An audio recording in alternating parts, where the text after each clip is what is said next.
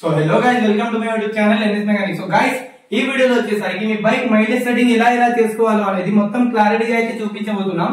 And ఈ video చూసినాక మీ bike కూడా 80 నుంచి 75 ఖచ్చితంగా మైలేజ్ అనేది ఇస్తుంది. సో ఫస్ట్ గా అయితే ఈ వీడియో ఖచ్చితంగా లైక్ చేసి ఛానల్ ని వెంటనే సబ్స్క్రైబ్ చేసుకోండి.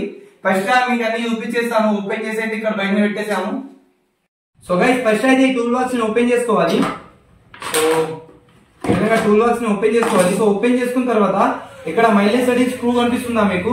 ఇక్కడ జూమ్ అవుట్ చేసి ఇక్కడ ఈ మైలేజ్ సెట్టింగ్ స్క్రూ అంటారు దీన్ని. అండ్ ఈ సైడ్ ఒకటి ఆ సైడ్ ఒక స్క్రూ అయితే ఉంటుంది, మీకు చూపించేస్తాను. సో ఈ దాన్ని మైలేజ్ సెట్టింగ్ స్క్రూ అంటారు. సో దీంట్లోనే ఉంటుంది సెట్టింగ్ అనేది మొత్తం.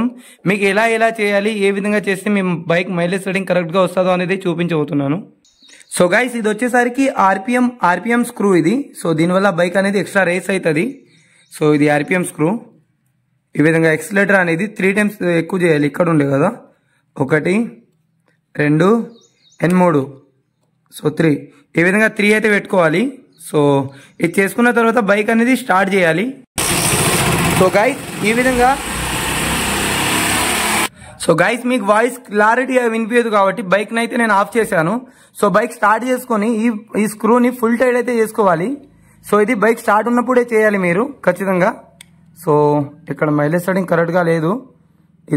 ఈ స్క్రూని ఫుల్ టైట్ చేసుకున్న తర్వాత ఈ విధంగా ఇది ఒకటైందా, దాని తర్వాత 2 10 2.5 2.5 అయితే పెట్టుకోండి. ఈ విధంగా స్ట్రైట్ అయితే ఉండాలి స్క్రూ. ఇక్కడ నుంచి లోపల ఈ స్క్రూ ఇది పోతుందా, ఈ లైన్ కు ఈ స్క్రూకు ఈ లైన్ కు ఖచ్చితంగా డిఫెండ్ అయి ఉండాలి.